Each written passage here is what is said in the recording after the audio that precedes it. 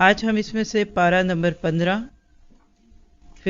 سبحان الذی کے نام سے جو موسوم ہے اس کو کریں گے. اللہ تعالیٰ ہمارے وقت میں برکت دے، ہمارے فہم میں برکت دے اور ہم اس کو بہترین طریقے سے سمجھ اور سمجھا سکیں. آج جو موضوع ہے ہمارے پاس اس پارے کے بیچ میں وہ حفاظت ایمان ہے. آپ کہیں گے یہ کون سی حفاظت ہے اور یہ کون سی ایسی چیز ہے جس کی حفاظت کی ضرورت ہے؟ ہم عموماً کن چیزوں کی حفاظت کرتے ہیں جن کو ہم قیمتی جانتے ہیں؟ مثلا سونا، چاندی، ہیرے، جواہرات. اسی طرح اولاد کی حفاظت کرتے ہیں، گاڑیوں کی حفاظت کرتے ہیں، سیل فون میں جو کچھ بھرا ہوا ہے اس کی حفاظت کرتے ہیں، اس پہ لاک لگا کر اس کے اوپر پاسورڈز ڈال کر. ہم اپنے وائی فائی کوڈ کی حفاظت کرتے ہیں کہ کوئی دوسرا نہ لے لے اور اس کو پاس ورڈ پروٹیکٹڈ کہہ دیتے ہیں. تو جس کی نظر میں جو چیز قیمتی ہوتی ہے وہ اس کی حفاظت کرتا ہے. حقیقت یہ ہے کہ کسی چیز کی قیمت کیا ہے جتنا آپ اس کو اہم سمجھتے ہیں. کبھی کبھی آپ 1000 یورو بھی خرچ کر لیتے ہیں اور کبھی آپ 10 یورو پہ بھی جھگڑ رہے ہوتے ہیں کس سوچ کے ساتھ کہ اس وقت ہماری نظر میں وہ اہم ہوتا ہے. تو اصل چیز جو ہم سب کو آج پڑھنی ہے، جس کے بعد امت مسلمہ کے مال و دولت کی کمی پوری ہو جائے گی انشاءاللہ.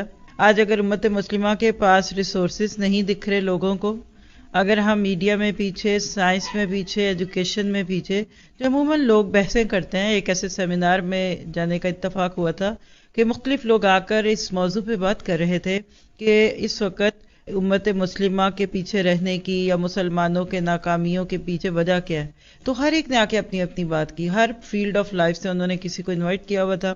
تو ظاہر ہے کہ جو سائنس سے تعلق رکھتے تھے انہوں نے آ کر کہا کہ مسلمان سائنس میں ترقی نہیں کر رہے.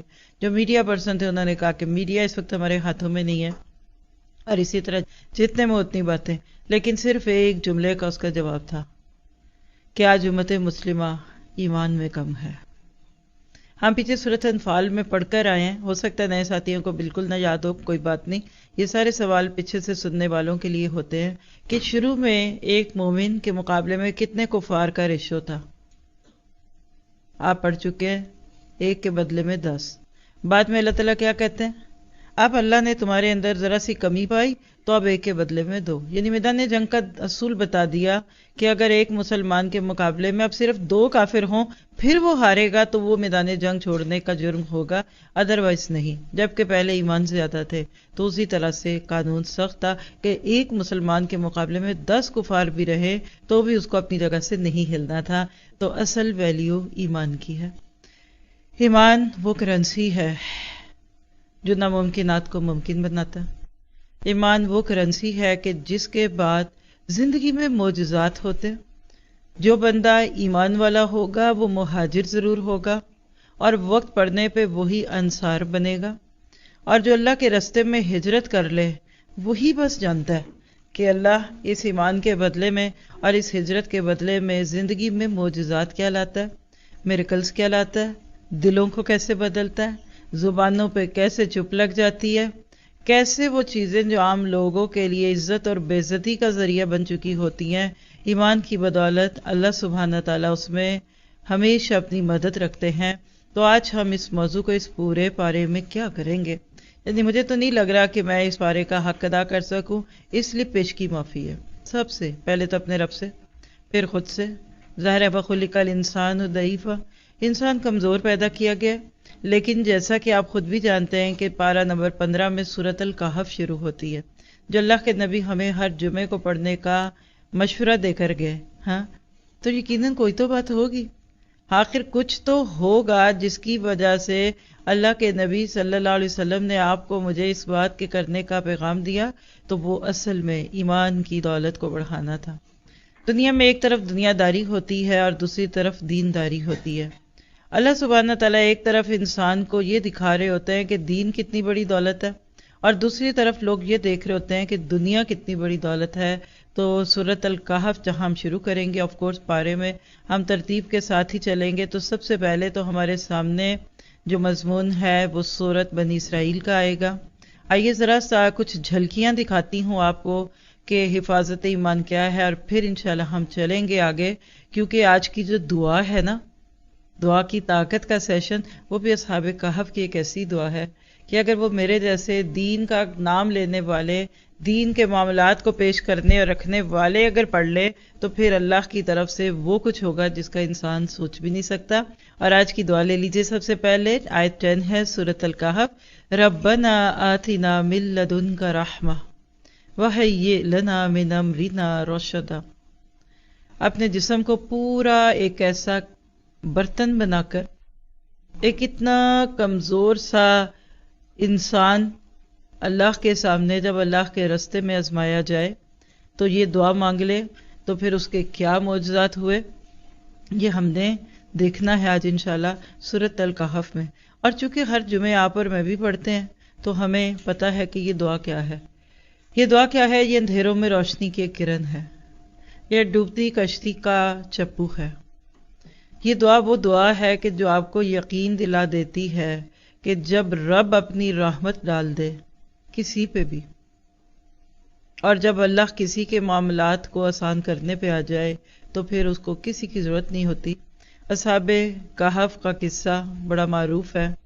ایمان کی حفاظت کے لیے گھروں سے نکلے تھے، بڑے گھروں کے بچے تھے، کہہ لیجئے کہ ان لیڈ فیملیز کے وہ سپوت تھے۔ ایک ایک کر کے نکلتے گئے کیونکہ جوانی کا ایک اپنا عروج ہوتا ہے۔ انشاءاللہ جہاں صورت شروع ہوگی کوشش کروں گی کہ وہاں زیادہ بات کر دوں، ابھی تو صرف ہینڈس لے لیجئے کہ اللہ اپنے پہ نظریں لگانے والوں کو مایوس نہیں کرتا۔ یہ وہی دعا ہے جس کے بعد چھوٹی سی غار ایک انکیوبیٹر بن گئی۔ یہ وہی غار ہے کہ جس کے بعد اللہ نے سوتے لوگوں کا روب ڈال دیا کہ لوگ اس ڈوب کی وجہ سے قریب نہ سکے۔ آج 2 بلین کے قریب جاگتی امت کا وہ روب نہیں ہے جو وہ سوتے ہوئے 8، 10 اور 7 اور 9 سلیپرز کا تھا۔ بندہ مومن کے اندر اگر ایمان کی طاقت، ایمان کی قوت بھر جائے تو اس کے بعد پھر دشمنوں کے دل پر اس کا روب بھی ڈل جاتا ہے، کہہ لیجئے معرویت پیدا ہو جاتی ہے، اور پھر اللہ اس کے کاموں کو اس طرح سے اپنے ہاتھ میں لیتا ہے کہ کل نبیوں کے ذریعے جنگ و جدال میں فرشتوں کا ساتھ تھا، جب کوئی آپ کی حجف کرتا تھا تو جبرائیل آپ کے ساتھ آپ کی مدد کرتے تھے۔ اور یہ وہی اللہ ہے کہ جس نے دشمنوں کے مقابلے میں عیسیٰ علیہ السلام کو آسمانوں پہ اٹھا لیا۔ آج ہمیں ہر چیز کی طاقت کا یقین ہے، لیکن نہیں یقین تو دعا کی طاقت کا یقین نہیں ہے۔ دعائیں تو وہ ہیں کہ جو غاروں میں بند رستے کھلوا دیتی ہیں۔ تو یہ وہ دعائیں ہیں کہ جن کو مانگے بغیر، جس کو اپنے دل کی دھڑکن بنائے بغیر آپ دین کے راستے پہ نہیں چل سکتے۔ ہمارا حال کیا ہے کہ آج ہمارا ایمان عبادات کے ذریعے آتا ہے، جیسے آج کل آ رہا ہے، روزہ بھی رکھتے ہیں، تراویحیں بھی پڑھتے ہیں اور صدقہ خیرات بھی کرتے ہیں، اور کچھ لوگوں کو اللہ مبارک کرے عمرے پہ ہیں، کئی لوگ کہیں نہ کہیں کسی مسجد میں جا کر کچھ نہ کچھ افطاری کا سامان بھیجتے ہوں گے۔ تو ہمارا ایمان عبادات کے ذریعے آتا ہے، انٹیک، جس کو آپ کہہ سکتے ہیں کہ ہمارے اندر آتا ہے، ڈاؤن لوڈ ہوتا ہے، لیکن ہمارے معاملات کے نام پر باہر نکل جاتا ہے۔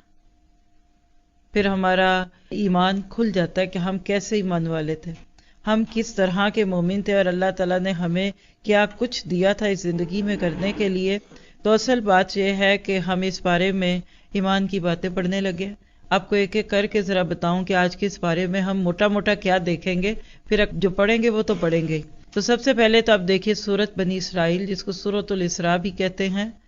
اس کی پہلی ہی آیت جس میں واقع معراج کا تذکرہ ہے، اس میں بتایا جا رہا ہے کہ واقع معراج کئی لوگوں کے ایمان کا امتحان تھا، اور ابو بکر کو صدیق بنانے کا ذریعہ بن گیا۔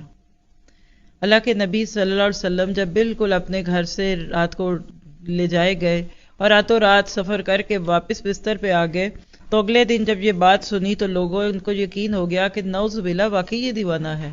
کل تک تو زمینی باتیں کہتا تھا اور آج آسمانی باتیں کہنے لگا۔ اور اسی میں ابو جہل نے آ کر اللہ کے نبی کی یہ بات ابو بکر سے پوچھی، وہ بھی اللہ کے نبی کو نہیں مل چکے تھے۔ صبح صبح شہر میں شور مچ گیا، کھپ پڑ گئی، بریکنگ نیوز آ گئی، دیکھو دیکھو وہ آج کیا کہہ رہے ہیں۔ بھی کیا کہہ رہے ہیں؟ وہ کہہ رہے ہیں راتوں رات بستر سے اٹھا کر مجھے بیت اللہ اور بیت اللہ سے بیت المقدس اور پھر سدرۃ المنتہا سے آگے لے جایا گیا، اور صبح سے پہلے میں واپس بھی آ گیا۔ ہم نہیں کہتے تھے وہی بات جو کل پڑھی ہے سورہ ہجر میں، انک لمجنون، تو مجنون ہے، دیوانہ ہو گیا۔ لوگوں نے آپ کے کپڑے پکڑ کر روکا کہ اللہ کے نبی باہر جا کر نہ یہ بات کریے گا. یہ تو ایسے جیسے ایڈمنز اپنے ٹیچر کو کہیں کہ خدا کے لیے یہ بات نہ کیجیے گا، لوگ تو پہلے ہی موقع ڈھونڈ رہے ہیں. اللہ کے نبی صلی اللہ علیہ وسلم کے منہ سے یہ بات سننے کی دیر تھی، پورے مکہ میں جنگل کی آگ کی طرح یہ خبر پھیل گئی کہ دیکھو دیکھو عبداللہ کا بیٹا اب آج ایسی ناممکن باتیں کہنے لگا. آج کی زبان میں سمجھانے کے لیے، سمجھنے کے لیے ایسے جیسے آپ میں سے کوئی میرے میں سے کہہ دے کہ کل رات کو میں پاکستان گئی، پھر میں لاہور، سیالکوٹ، گوجرانوالا اور کراچی اور 2-4 شہروں میں پھر کے صبح واپس بھی آ گئی. تو لوگ کہیں گے خواب میں گئی ہوں گی، کوئی بری بات نہیں، پھر تو کوئی شور نہیں بچے گا. میں کہوں نہیں، اصل میں گئی تھی. تو پھر 101 سوال ہوگا، کس ایئر لائن پہ گئی تھی، لینڈ کب کیا، گئی کب، کیسے گئی، کتنے گھنٹے میں آپ پیرس سے پاکستان پہنچی، پھر ایئرپورٹ سے اس میں پھر کراچی سے لاہور. یہ 100 باتیں ہیں. تو ایمان جب ہوتا ہے نا، تو نبی کی زبان سے ایسی بات سن کر بھی جس کو نہ دل مانے، نہ عقل مانے، نہ ذہن مانے، صدیق ایک ہی لفظ کہتے ہیں. ابو بکر کے وہ جملے اور وہ دل ایمان کی وجہ سے تھے. پہلا شخص جو ایمان لایا محمد مصطفیٰ کی دعوت پہ وہ ابو بکر تھا رضی اللہ عنہ. ابو جہل نے تو دوست کو دوست کے خلاف کرنے کی کوشش کی تھی نا. آج بھی لوگ ایک دوسرے کے خلاف کرنے کی کوشش کرتے ہیں تاکہ ان کو چھوڑے اور ہمارے پاس آئیں یا کم از کم کچھ نہ کریں. کہا تمہیں پتا ہے کہ ایسے ہو سکتا ہے، یعنی مکہ سے بیت المقدس اور وہ ابو بکر نے کہا ممکن تو نہیں ہے. کہا دیکھا دیکھا تمہارا دوست کہہ رہا ہے یہ آج. کہا اچھا وہ کہہ رہے تو یہ ہو سکتا ہے. یہ تھی وہ تصدیق جس پہ ابو بکر کو صدیقیت کا لقب ملا. ہم ایسے وقتوں میں ifs and buts میں ہوتے ہیں، اپنی عقل کے گھوڑے دوڑاتے ہیں، ہمیں باتیں سمجھ ہی نہیں آ رہی ہوتی، ہمیں پتہ ہی نہیں چلتا کیا صحیح کیا غلط، اور لوگ صدیقیت کے مقام پہ پہنچتے کہ آپ نے کہہ دیا تو ہو جانا، یہ ہو جائے گا. یہ تھے وہ رضی اللہ عنہ ورضوا عنہ. تو یہ قصہ آج پارے کے شروع میں ہم پہلی ہی آیت میں پڑھنے والے ہیں. پھر سورۃ بنی اسرائیل کی آیت نمبر 2 سے لے کے 8 تک تاریخ بنی اسرائیل ہے کہ حقیقت یہ ہے کہ اللہ نے اس قوم کو بہت کچھ دیا تھا لیکن یہ اپنے ایمان کی حفاظت نہیں کر سکے، اور اللہ نے ان کو آج میرے آپ کے سامنے دلیل بنا کر پیش کر دیا کہ تم بھی تو دیکھو کہ بار بار کیوں پٹ رہے ہو. 2 سال پہلے جب کرونا بالکل شروع میں تھا تو اس سال کے دورے قرآن سے شروع میں جو لیکچر تھے اس میں ایک لیکچر میں نے 2 سے لے کے 8 آیتوں پہ دیا تھا اور ثابت کیا تھا کہ کیسے اللہ تعالیٰ مسلمانوں کو دوبارہ سے دوبارہ موقع دیتا ہے ابھرنے کے، کبھی بیماریوں میں ڈال کر، کبھی کسی پریشانیوں میں ڈال کر. پھر اس کے بعد آیت نمبر 9 کو دیکھیں تو قرآن کیا ہے، ایمان کی حفاظت کے لیے ایک کرائیٹیرین ہے، قیم لینذر باسا شدیدا. قیم ہے، قیم کہتے ترازو کو، اس میں ڈالتے جاؤ چیزیں تلتی رہیں گی. ہر جمعے جب آپ یہ آیتیں پڑھتے ہیں نا تو آپ سیدھے ہو جاتے ہیں، یعنی آپ کا یہ سٹیئرنگ ہے. تو اللہ تعالیٰ اس آیت میں بتاتے ہیں کہ جو قومیں قرآن کے ساتھ زندہ تعلق رکھتی ہیں اللہ سبحانہ تعالیٰ پھر ان کو بھٹکنے نہیں دیتا، تو ان کا ایمان ان کو واپس مین روڈ پہ لے آتا ہے جبکہ وہ غلطی سے کوئی ٹرن لے بھی لیتے ہیں. پھر اس کے بعد آیت 13 سے 15 بنی اسرائیل میں اعمال نامے کی اندراجات کا تذکرہ ہے کہ ایمان سے لے کر اخلاقیات تک ایک ایک چیز آپ کے میرے نام اعمال میں ہے. وَكُلَّ إِنسَانٍ أَلْزَمْنَاهُ طَائِرَهُ فِي عُنُقِهِ وَنُخْرِجُ لَهُ يَوْمَ الْقِيَامَةِ. قیامت کے دن آپ کو مجھے اپنا لکھا پڑھنا پڑے گا. آپ کو مجھے سمجھ آئے نہ آئے، آپ کی میری رائٹنگ اچھی ہو نہ ہو، ہم نے اس میں کچھ نوٹ کیا ہو، لیکن وہاں ہم جو آج کریں گے کل پڑھیں گے. بڑی محفل میں جب اپنے کارنامے اور اپنے کرتوت کھول کھول کے پڑھنے پڑیں گے تو ابھی سے سوچئے کہ اس اسٹوڈنٹ کا کیا حال ہوگا کہ جس نے کوئی جوکس اور بیہودہ باتیں لکھ دی ہوں کہ چلو استاد پڑھے گا تو پھر جو ہوگا، اور استاد اس کو کلاس میں بلا کر کے چلو پڑھو سب کے سامنے. جب باہر کھلے میدان میں 1000-2000 بچوں کے بیچ میں اپنے ذرا لکھے کو پڑھو تو وہ کہتے ہیں نا کہ زمین پھٹے اور اس میں گر جاؤں. یہ کیفیت انسان کی اس وقت ہو جائے گی لیکن انسان اس وقت کر کچھ نہ سکے گا. پھر آیت 18 سے 21 میں ہمیں دکھتا ہے کہ کوششوں کی قبولیت کے لیے ایمان شرط ہے. جب تک ایمان کے دفتر میں رجسٹریشن نہ کروا لیا جائے قیامت کے دن کسی کی کوئی خوبی یا کسی کی کوئی کوشش قبول نہیں ہوگی. پھر آیت 23 سے 25 ماں باپ سے احسان. ماں باپ سے احسان کرو نہیں، جب آیت آئے گی تو دیکھیں گے یہ نہیں کہا احسان کرو، فعل نہیں ہے اس سمے. وَبِالْوَالِدَيْنِ احسانا، یہ نہیں کہا وَبِالْوَالِدَيْنِ احسنوا احسانا، جن کو تھوڑی بہت گرامر آتی ہے وہ سمجھ جائیں گے. یہ کہا جاتا ہے کہ ماں باپ کے ساتھ احسان کرو، یہ ہم اردو میں کہتے ہیں، حالانکہ عربی ترجمے میں یہ نہیں ہے. احسان کرو جو ہے نا، یہ فعل ہوتا، اور فعل کے لیے فاعل چاہیے ہوتا ہے، اور زمانے کی قید ہوتی ہے، ماضی میں کرو، حال میں کرو، مستقبل میں کرو. کہا نہیں، وَبِالْوَالِدَيْنِ احسانا، بات ختم. یہ بالکل ایسے جیسے کوئی کسی سے کہ پانی لانا، گلاس دھو لینا، یہ کر لینا، اور ایک سے کہتے پانی پانی، تو پانی اسم ہے. یعنی عربی کا یہ انداز آپ کو بہت جگہ ملتا ہے. غفرانک ربنا وإلیک المصیر. وہاں یہ نہیں کہا رب اغفر لی یا ربنا اغفر لنا، نہیں، کیا کہا؟ غفرانک، تیری بخشش. تو ماں باپ سے احسان اصل میں آپ کے ایمان کا گواہ ہے. لکھیے آپ کا اپنے ماں باپ کے ساتھ تعلق کیسا ہے، ادھر سے جا کر آپ اپنے ایمان کا ٹیمپریچر نوٹ کر سکتے ہیں، پھر آپ اس کو بڑھا لیں یا کم کر لیں. پھر آیت نمبر 26 27 میں تبذیر سے بچنا ایمان کی علامت ہے.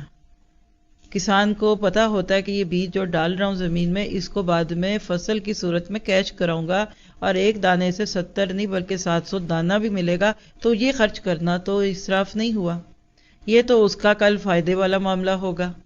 خرچ کی صورتوں میں تبذیر وہ صورت ہے کہ پیسے لٹاتے ہی جاؤ. 100 کا نوٹ بھی نکال دیا، 1000 کا بھی نکال دیا، 5000 کا بھی نکال دیا، پتہ ہی کوئی نہیں ہے کہ کل یہ چیز جو لی ہے اس کی ویلیویشن کیا ہے. اسراف صحیح چیز کو زیادہ خرچ کرنا، اور تبذیر یہ کہ پتہ ہی کوئی نہیں، لٹ رہے ہیں، پٹ رہے ہیں لوگ. آپ کی ایک ایک خواہش کے نام پہ آپ سے ہزاروں لے لیتے ہیں، لاکھوں لے لیتے ہیں. تبذیر کیا ہوتی ہے کہ جو آپ خرچ کر رہے ہیں، آج اگر آپ 100 یورو کی کوئی چیز خرید رہے ہیں تو کل وہ کم از کم 150 125 200 یورو کی تو بکے، پھر تو یہ تبذیر نہیں ہے. اور اگر آپ صرف ایک خواہش کے نام پر، ایک چیز کے نام پر، صرف 3 یا 4 گھنٹے کے نام پر ایک میک اپ کراتے ہیں اور 70,000 کو سنک میں جا کے دھو آتے ہیں، یہ تبذیر ہے. بندہ مومن خرچ نہیں کرتا، انویسٹ کرتا. وہ خرچ کرتے وقت یہ دیکھ رہا ہوتا ہے کہ جو چیز میں لینے لگا ہوں کل اس کا میں نے آؤٹ پٹ کیا لینا ہے. اور یاد رکھیے کہ خواتین کو اپنے اندر بہت ساری تبدیلیاں لانے کی ضرورت ہے. آپ مہنگی سے مہنگی بھی چیز لے لیں، مہنگی سے مہنگی بھی پہن لیں، لیکن بعد میں آپ اس کا کرتے کیا ہیں؟ کہ آپ کا یوز کرنا چیز کا ایسا بھونڈا ہے کہ آپ نے 10,000 کا جوڑا لیا اور پہن کر رات کو سو گئے، اور ایک دن کے بعد اس کو دھو دیا اور وہ ایسے بن گیا جیسے کہ یہ 100 روپے کا بھی نہیں تھا. یعنی تبذیر زندگی کا ایک خلاصہ ہے. میں تو کہتی ہوں آپ وقت ضائع کریں، وہاں وقت لگائیے جہاں 1 سے 70 منٹ نکال سکے، وہاں 1 روپیہ لگائیے جہاں آپ 1 سے 70 نکال سکیں. اور تبذیر سے بچنے کے لیے ایمان کی شرط ہے. پھر اس کے بعد آیت نمبر 30 سے 39 ایمان کے فطری تقاضے. یہ وہی ہے جو امہات الشریعہ ہیں کہ توحید سے بات شروع کرتے کرتے باقی چیزوں پہ لے گئی. یعنی جب ایمان آئے گا تو ایسی کردار سازی ضرور ہوگی. آج اگر آپ کو مجھے نہیں دکھ رہی تو اس کا تک کہ ہمارے ایمان میں کہیں نہ کہیں نقص ہے. پھر اس کے بعد آیت 61 سے 65 میں ابلیس ایک کردار بنا کر پیش کیا گیا جو ہمارے ایمان اور عمل کا دشمن ہے. قسمیں کھا کھا کر کہتا ہے کہ میں نے ان کو جنت سے بھی دور کرنا ہے اور تیرے سے بھی دور کر کے رہنا ہے. اور اسی طرح سے پھر ہم آگے جاتے جاتے ہیں تو کچھ معجزوں کے مطالبے ہیں آیت 71 سے 75 میں، اور بڑے بے ہنگم قسم کے مطالبے آپ سورہ بنی اسرائیل میں پڑھیں گے. اور اس کے بعد پھر سورۃ بنی اسرائیل کی آیت 80 میں ربی ادخلنی مدخل صدق. ہجرت کی راہیں ہیں اور زبان پہ دعا ہے، اور اس دعا سے پھر کیا دروازے کھلے مدینہ میں. صرف دروازے رستوں کے نہیں کھلے، دلوں کے دروازے کھل گئے، اور محمد مصطفیٰ صلی اللہ علیہ وسلم دلوں کے راستے مدینہ کی گلیوں میں پھرتے ہوئے ہر بندے کی آنکھ کا تارا بن گئے. پھر اس کے بعد سورۃ کہف شروع ہوتی ہے تو آپ اس کے شروع میں ہی دیکھ لیتے ہیں. اصحاب کہف حفاظت ایمان کے لیے غار میں چلے گئے. لوگوں کو محلات میں اور بڑے بڑے شاطوس میں اور بڑے بڑی حویلیوں میں وہ سکون اور خوشی نہ ملے جو ان کو اس غار میں مل گیا. اور ان کی دعا سے ہم دیکھیں گے، جو بھی ہماری مین دعا ہے، کہ کیسے ان کو اس دعا کے پڑھنے سے اللہ کی رحمتیں ملی.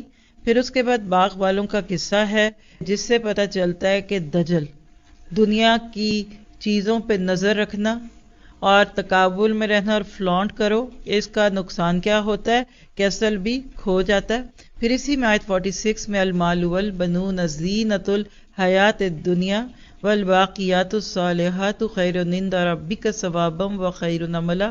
اہم آیت ہے، ہم اس پہ جا کر دیکھیں گے کہ آج ہم اپنی اولادوں اور اپنے مال کو کیسے باقیات الصالحات میں بدل سکتے ہیں، اور کیا واقعی ہم اپنے بچوں سے پیار کرتے ہیں۔ اور اس کے بعد پھر آگے چلتے جائیں گے، آپ کو کیا کچھ دکھے گا، ہدایت پہ چلنے سے روکنے والی چیزیں اور ہدایت کی طرف بلانے والی چیزیں، اور پھر پارے کے آخر پہ حضرت موسیٰ علیہ السلام اور خضر کا قصہ شروع ہوتا ہے۔ تو یہ سارا کچھ اگر آپ ایک جس میں دیکھتے ہیں تو آپ کو کیا پتہ چلتا ہے کہ آج کا پارہ بہت اہم ہے۔